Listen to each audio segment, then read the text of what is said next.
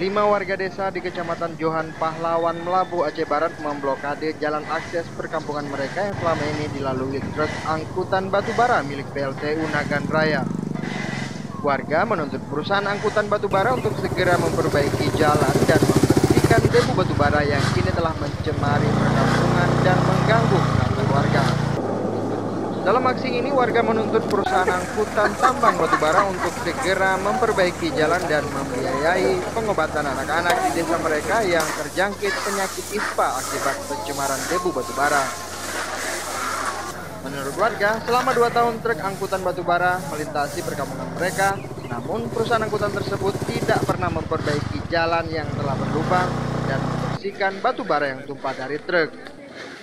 Ya, terganggu, sangat terganggu. Kami banyak anak-anak di sini. Anak-anak pada batuk semua. Batuk sesak.